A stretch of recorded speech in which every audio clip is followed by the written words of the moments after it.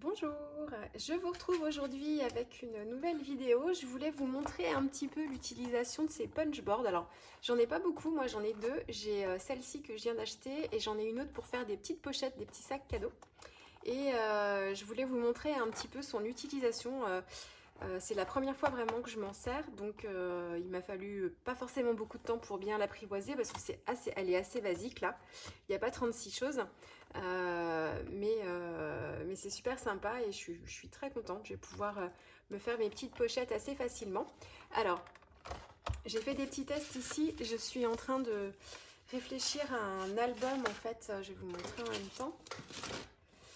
J'ai tout ça de photos. Voilà, d'une séance photo qu'on a faite avec Cédric Dorien, c'est un photographe vendéen. Donc j'ai commencé à imprimer mes photos. Alors, je sais jamais trop à l'avance quel format il me faut parce que ça évolue. Le projet du mini-album n'est pas toujours bien construit dès le départ, il évolue un petit peu. Donc j'en imprime toujours en double dans des formats différents. Et donc là, j'ai un peu plus réfléchi à ce que j'allais faire. Donc c'est un album en fait qui va faire 14... Non, si je ne change pas d'avis, d'ici là, vous verrez sur la prochaine vidéo si j'ai changé d'avis ou pas. Un album qui fera en fait 14 par 14 max en format de page. Et ensuite, moi j'aime bien varier les formats portraits et les formats paysages sur mes albums. Donc après, la taille des pages va s'adapter en fonction de mes photos. Mais le maximum, ce sera un format carré 14 par 14. Et donc je me suis préparé des petites photos que j'ai imprimées en format 10-15 et que j'ai retaillées ici en hauteur pour que ça fasse bien 14 cm. Et l'ouverture de mon album va se faire en fait comme ça vers le haut pour que je puisse avoir mes photos portraits qui soient bien prises dans le bon sens et que je puisse mixer en fait des petites tailles de pages avec deux trous ici. Je suppose que je vais faire des anneaux à classeur, une reliure classeur ou alors je sais pas, une reliure en U, on verra. Non, je pense que ce sera plutôt des anneaux. Et ça s'ouvrira un peu comme ça. Et pour les photos qui seront... là, c'est que des portraits. Je vous explique un petit peu parce que pour l'album, je vais me servir justement de ce petit outil-là. Et pour mes formats, hop, là, j'en ai là. Hop, pour mes formats paysages. Donc là, c'est une photo 10-15 aussi qu'il va falloir que je retaille à 14. Et voilà, ça s'ouvrira, ça se tournera comme ça. Donc, voilà pour la base de mon futur mini-album, si j'ai le courage de m'y mettre. J'aurais peut-être plus le courage de faire une page de scrap avant que le mini-album, parce que le mini-album, ça me prend tellement de temps. Donc du coup, je voulais, dans cet album, insérer des pochettes. Donc au départ, je voulais les mettre comme ça.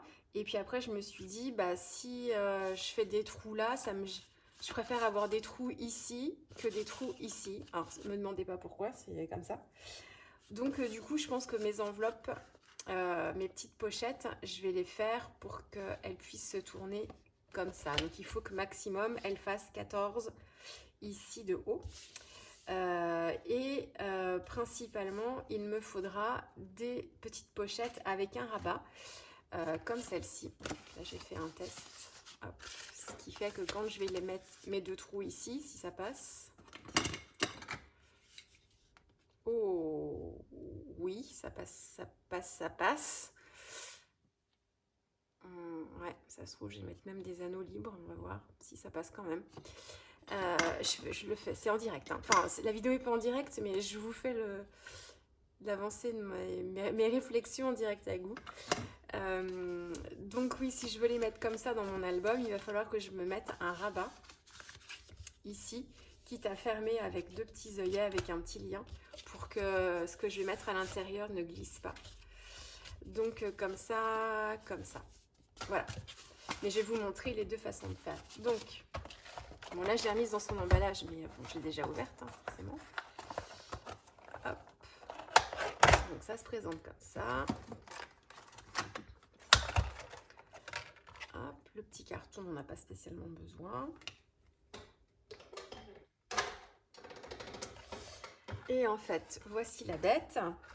Donc, alors moi je les ai repositionnés, mais je crois que quand vous l'ouvrez, ça doit être comme ça, à peu près.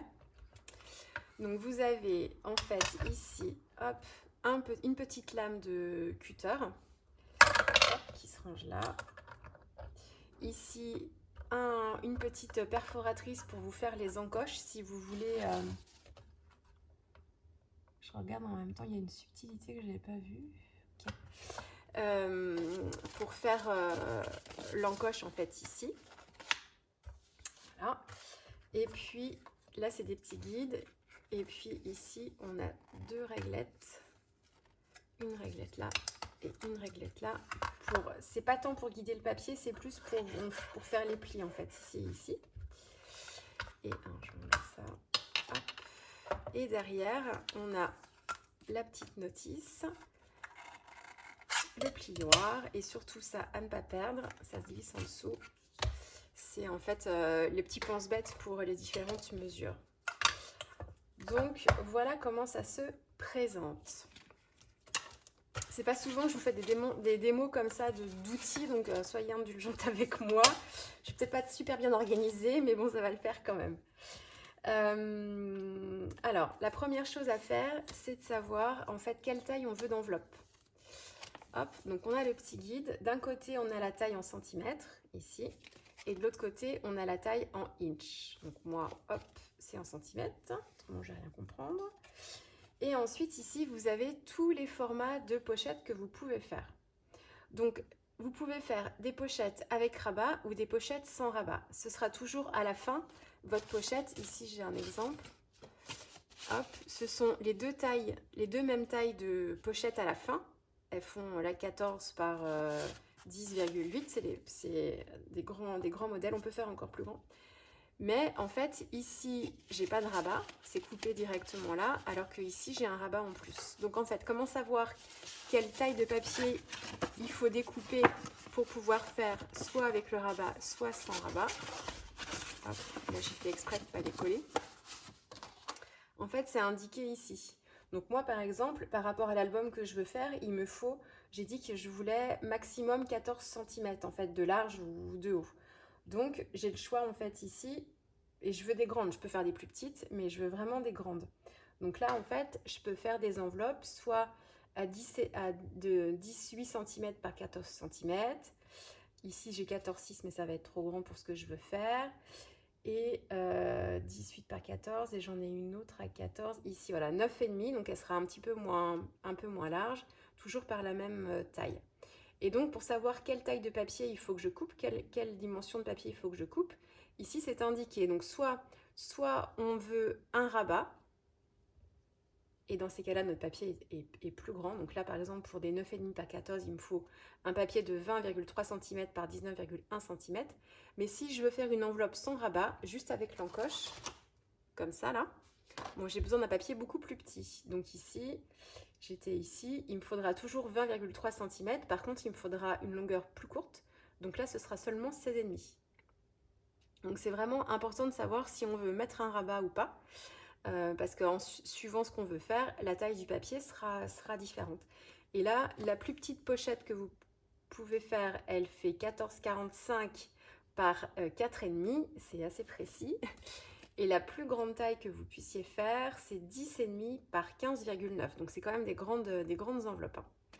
Donc moi, je vais vous faire le test par rapport au projet que je veux faire. Donc j'ai dit soit 10,5 par 14, soit, j'ai dit quoi 9,5 par 14. Je vais continuer sur des 10,8. Ça me permet comme ça d'avoir des grandes enveloppes. C'est vraiment ce que je veux. Oui, puisque du coup, pour mes trous, ce sera plus facile. Donc, alors, je prends... Donc, mes petites enveloppes, moi, elles vont être dans du papier craft. Donc là, j'ai pris des feuilles A4. Parce que j'aime bien la couleur de ce craft-là. Voilà. Pour l'instant, j'ai pas besoin de ça. Il me faut mon massicot. Et donc, j'ai pas de mémoire. J'ai dit... en centimètres, c'est mieux. J'ai dit 18 par 14. Donc, il me faut 22. Et je commence par faire celle qui est sans rabat. Donc, 18 par 14. Il me faut 22,9 par 16,5. Donc, 22,9.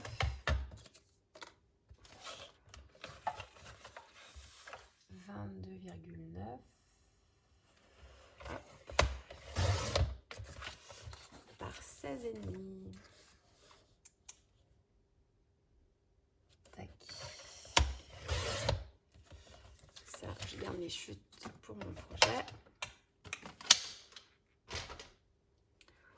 Voilà. Ensuite, il faut aussi regarder quelle est la référence de l'enveloppe que l'on a choisie par rapport à sa taille. Donc ici, j'ai dit 10,5 par 14, donc c'est ma référence F3. Donc ensuite, ici, on a des petits guides. Hop, là, je vais les enlever tous les deux. Donc d'un côté, vous avez les lettres et de l'autre côté, vous avez les numéros. Donc moi, mon enveloppe, le format d'enveloppe que je veux faire correspond aux références F et 3. Donc je vais mettre un petit guide en F ici. Tac. Il faut que les flèches en fait viennent vraiment vers la droite. Et un autre petit guide en F3. Donc 1, 2, 3. Hop. C'est là où. En fait, c'est ce qui va me permettre de bloquer mon papier. Voilà. Ensuite, je place ma feuille. Donc, ce que je trouve un peu, je me suis fait avoir au tout début, c'est qu'il faut vraiment bien faire attention à bien caler votre papier parce que il peut partir en biais. Enfin, il faut vraiment que ce soit bien calé dans le coin. Bon, ça se fait bien. Hein, je pense que c'est un coup à prendre. Voilà. Ensuite, hop, vous avez ici la lame et ici un petit guide qu'on vient insérer dans la rainure là. Hop. Et on fait une encoche ici. Et il faut faire une encoche du même côté, enfin au côté opposé. Donc on retourne le papier. Voilà, c'est ce qu'ils disent en fait dans la petite explication. Donc on retourne le papier et on fait une encoche à l'opposé en fait de celle qu'on vient de faire. Pour que ce soit vraiment dans le sens horizontal. Donc voilà, on essaye d'être bien droite. J'espère que je le suis. C'est là où je trouve ça un peu bébête. Voilà. Hop. Et alors, on va regarder la notice ensemble. Donc là, je suis pochette avec rabat. Non, moi, je suis dans l'autre. Je suis dans la pochette avec entaille. Et donc, j'en suis rendue. J'ai sélectionné la taille et le style de poche. J'ai placé mes guides. Tac, tac. J'ai placé mes guides vers le bas et vers la droite. Ça, c'est bien. Placer le papier sous la trace. Première mesure de graphique, être placé sous le guide numérique. Deuxième mesure du graphique, être placé sous le guide alphabétique. Tac, tac, c'est ça. 4. Couper les coins. Couper le coin du papier, c'est ce que j'ai fait. Retourner le papier pour que le coin coupé soit réfléchi horizontalement. Couper le coin du papier. Donc, c'est bien ça, en fait. Hop, il faut vraiment retourner le papier pour faire le coin à l'opposé. Voilà, et ensuite, comme je ne veux pas en fait faire de rabat, ça s'arrête là. Je relève ici le petit guide, je prends mon plioir et en fait, juste en dessous, vous avez en fait votre guide pour faire votre pli. Hop, donc pareil, j'essaye d'être à peu près, de me remettre bien. Voilà. Hop. Je peux faire pareil de l'autre côté. Là, je l'ai retourné.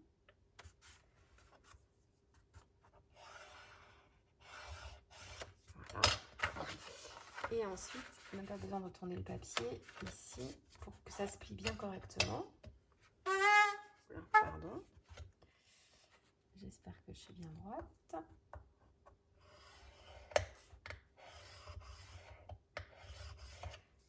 Voilà. Tac. Et ensuite, alors, moi, ce que j'ai fait pour la première, c'est qu'en fait, j'ai plié mes rabats, j'ai replié comme ça, et j'ai fait le trou, en fait, sur les deux. Mais je trouve que du coup, je trouve pas ça spécialement... Enfin, il faut que je vois ce que ça donne autrement, mais voilà ce que ça rend, en fait, quand on a des trous des deux côtés.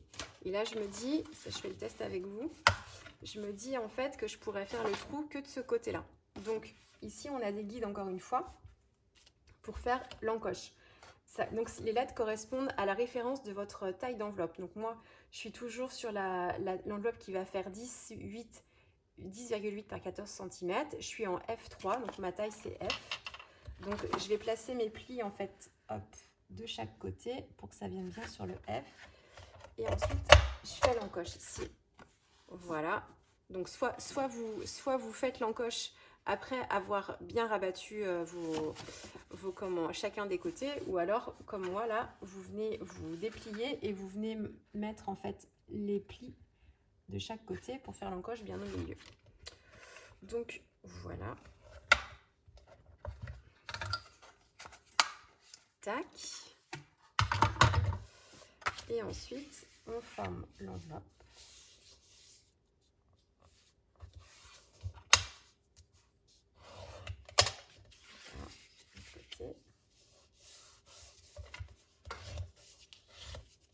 Donc on met de la colle, hein. Là j'en mets pas moi pour l'instant, mais on met de la colle, on fait le rabat du bas.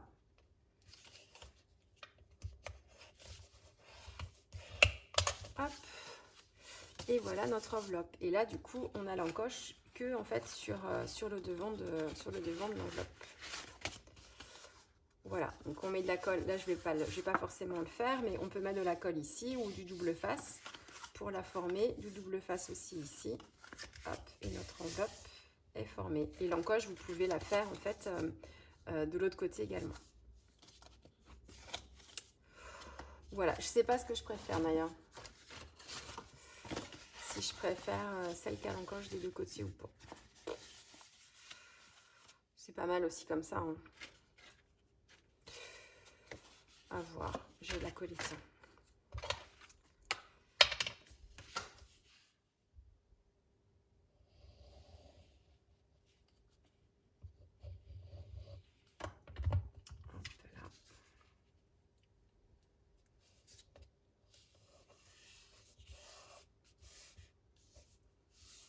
On peut mettre du double face aussi. Hein.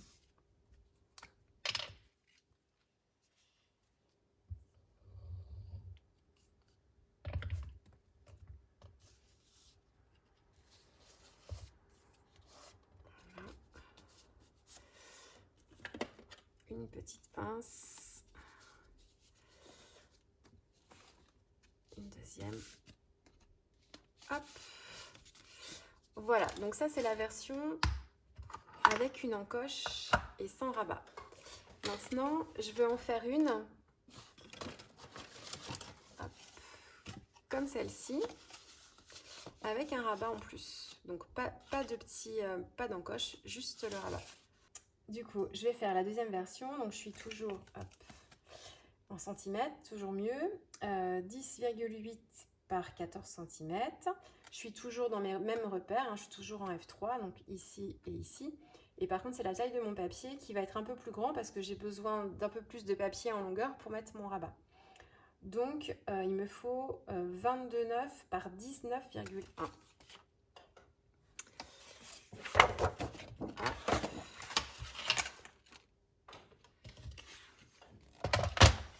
Donc, j'ai dit 22,9.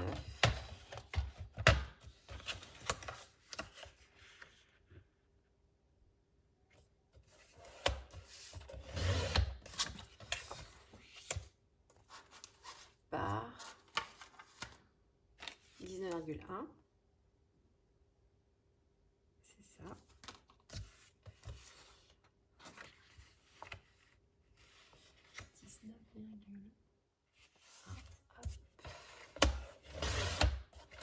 Voilà.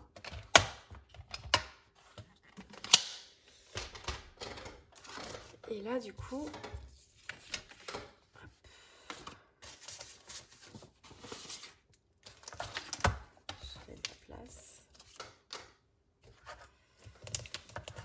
on est de l'autre côté. Donc mes guides sont bien au bon endroit, hein, ça change pas. Hop, je place mon papier. Et après, c'est la même chose. Je prends ma petite, hop, mon petit cutter. Alors, est-ce que c'est bien droit? Toujours un doute.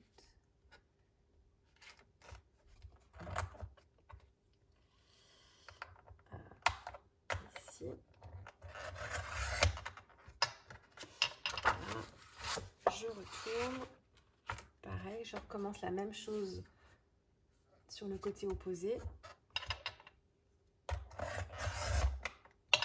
Voilà, je fais la même chose de l'autre côté. Hein. C'est la différence avec tout à l'heure. C'est que tout à l'heure, j'ai des plis que d'un côté, donc j'ai besoin de faire cette opération que d'un côté de la feuille en sens miroir.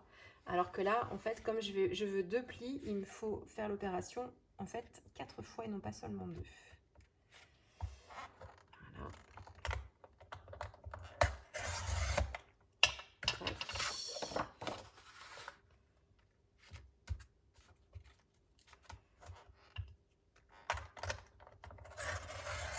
Et tac. Voilà. Ensuite, je vais faire les plis. Hop. Donc je me remets ici. Voilà. Je fais un premier pli.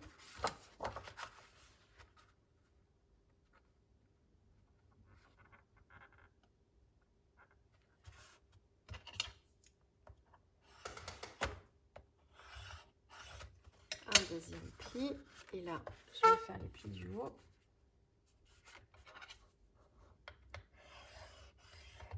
Voilà, le premier.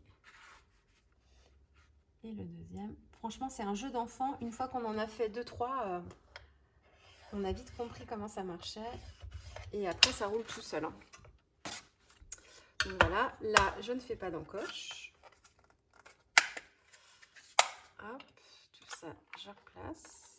Tac. Je peux replacer ça, je vais le remettre après. Voilà, et je forme ma pochette. Alors, je la veux dans quel côté? Ouais, plutôt le côté foncé vers l'extérieur. Voilà. Je n'ai pas vraiment besoin du plioir à cette étape-là.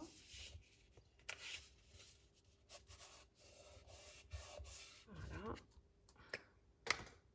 Je vais la former tout de suite, de la colle.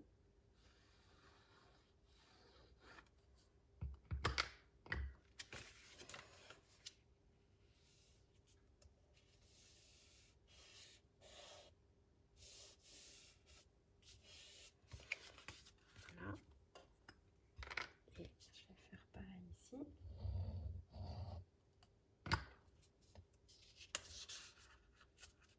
Bon, bah, j'aurais dû plier avant, ça aurait été plus malin. Voilà. Hop.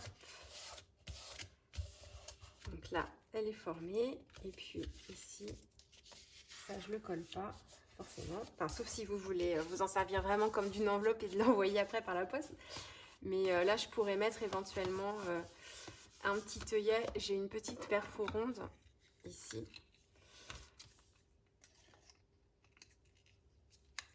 Hop.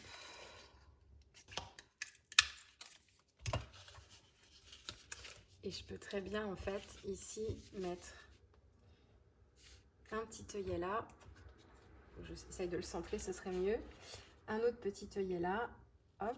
Donc, vraiment des œillets. Hein. Je fais un trou avec la crocodile et puis je fixe un œillet dedans. Je vous montrerai ça quand je ferai l'album, si je les mets. Je vous montrerai un autre œillet ici. Donc là, c'est pareil. Hop. Vous collez votre œillet et ensuite vous faites un trou à la crocodile et vous insérez votre œillet à ce moment-là. Et puis avec une petite twine, après vous venez faire le tour. Voilà. Donc voilà comment je m'en sers. Alors c'est la première fois que je m'en sers. Alors peut-être qu'il y a des choses que je fais pas bien. Vous me direz en commentaire s'il y a des choses que je fais pas correctement. Mais bon, je trouve que ma façon de faire, ça fait à peu près ce que je veux. Donc et puis bon, j'avais respecté quand même le petit mode d'emploi. Donc voilà, j'en suis très contente. J'adore en plus, moi, je vais me remettre mon... J'adore en plus ces formes de pochettes-là. Moi, je me les fabrique en fait autrement avec ma règle, mais il faut que je fasse mes calculs à chaque fois. Enfin, c'est galère. Alors que là, franchement, une fois, on a les différentes possibilités de taille d'enveloppe. On choisit la taille qu'on veut, puis après, tout est indiqué. Donc, c'est plutôt sympa. Et puis, ça nous fait aussi des... Moi, les enveloppes, quand je les fais moi-même, en fait, ici, c'est tout droit, quoi. Il faudrait que je biseaute autrement. Enfin, et là, tout est nickel. Hein. Donc ça, c'est la version avec le rabat. Et puis l'autre version, hop, sans le rabat. Ici, bon, j'ai mal collé, hein, mais Voilà. En fait, c'est sympa comme ça. Une fois qu'elle est collée, on se rend compte quand même que de faire l'encoche vraiment sur les deux, c'est sympa. Plutôt que cette version. Voilà, après c'est comme on aime. Donc voilà, bah écoutez, j'espère que cette petite présentation de produits, c'est une nouvelle rubrique sur ma chaîne, n'est-ce pas? C'est pas ce que je préfère faire, mais c'est vrai que de vous présenter des outils, c'est plus sympa quand on les voit utiliser. Donc je suis en train de faire mon petit rangement en même temps.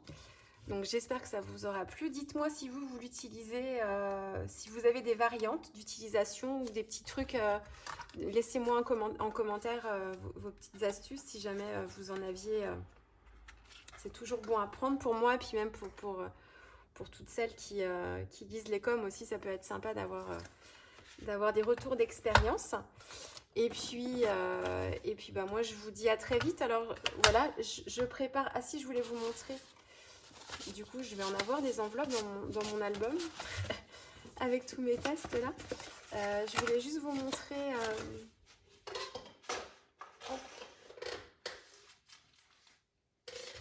Donc, je vais utiliser ces photos là et en fait mon album, j'avais fait une petite story une longue story sur Instagram où je montrais en fait mes derniers achats scrap et surtout la collection hors saison, parce que vous aviez été plusieurs à me demander sur Instagram de vous montrer ce que j'avais choisi pour vous aider à faire vos choix, enfin si ça pouvait vous aider à faire vos choix. Et donc j'avais fait un petit haul comme ça sur les stories et en fait je me suis prise la collection intemporelle. Je vous avais dit que je ne l'avais pas choisie forcément tout de suite quand elle est sortie parce que j'avais d'autres projets scrap et puis d'autres papiers, d'autres albums en tête, donc je n'avais pas forcément pris sur le moment. Mais quand on a fait cette séance photo, forcément la collection intemporelle de Télé Karine, elle convenait parfaitement. Je vais vous montrer, alors j'ai pas trop réfléchi, alors je vous dis, hein, la structure de l'album, elle commence petit à petit à faire son chemin dans mon esprit. Mais j'ai pas encore vraiment totalement choisi ce que j'allais faire, mais juste pour vous montrer qu'on est complètement en raccord. On est vraiment dans du beige, dans du sable, dans du craft. J'adore ce calque. Je le trouve trop joli.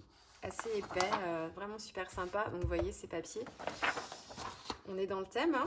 Enfin dans le thème, on est dans le combo de couleurs, on va dire. Après, intemporel, voilà, c'est un thème qui est intemporel, hein, comme le nom veut le dire. Donc je pense que ça va être parfait. Là, on a du gris, ça fait penser au rocher. Ici, des petites cartes Project Life. Hein, ça va bien le faire. C'est la première fois que je teste les photos sur les papiers. Donc, bon, j'avais pas trop de doutes, mais ça permet de voir ce qui matchera bien. Hop. En plus, ensemble, enjoy, l'amour des belles choses, poésie matinale, laisser une trace, telle une empreinte. On est là aussi un peu dans le thème. Un peu beaucoup. Là, de l'osier, pourquoi pas, en mixant un peu avec du blanc, peut-être. Mais ce côté-là, je l'adore. Hop.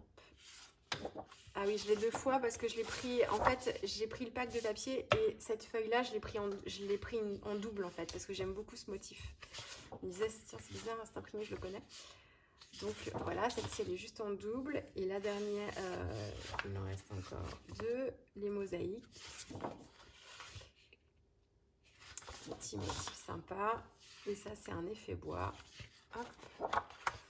Avec ce joli imprimé aussi. Donc, bon, là, ça devrait aller. Et puis après, je vais pas forcément scraper sur le thème de la mer, même si ce sont des photos qui ont été prises en bord de mer et que j'ai une robe marinière et que les enfants sont en short, ainsi que mon chéri. J'avais pas forcément envie de ça parce que j'ai fait un album sur le bord de mer il n'y a pas si longtemps que ça, enfin sur le mois de juin je crois. Donc ce que je vais choisir comme matériel, alors j'ai pas encore tout bien préparé, mais forcément de la collection intemporelle j'avais choisi ce petit tampon chaton. Donc c'est pareil, je le vois tamponné avec une encre un peu camel, un peu sable, ou embossé en blanc sur du craft ou sur du calque. J'avais pris aussi, toujours de la collection intemporelle, ces jolies fleurs en fait, toutes ciselées, toutes fines. Donc là c'est pareil, embossé en blanc sur du calque. Je les vois comme ça, ou en ton sur ton, ça devrait être sympathique. Et puis toujours la collection intemporelle, j'avais choisi ces petits die là. Justement, on retrouve le motif de petits chatons, ça fait des petites herbes folles là. Et pour les photos où on est là, je trouvais ça sympa. Voilà, et puis ensuite de la collection hors saison. Alors c'est pas, j'ai pris plus de choses que ça, mais tout le reste, je ne sais pas si je vais les utiliser pour cet album là. Mais pour cet album, j'avais choisi cette planche de tampons sur le thème de la famille, être ensemble, la nostalgie, enfin voilà, les petites maisons. Et puis cet alphabet que je trouve magnifique, donc je vais aussi utiliser pour ce projet, ça c'est presque sûr. Et puis voilà, il faut que je regarde, il faut que j'aille piocher dans mes die pour sélectionner ceux que je veux utiliser. Et puis regarder aussi dans mes planches de tampons ce que je vais prendre. Donc voilà, et mes petites enveloppes en craft. Hop. Si je prends par exemple ce papier là.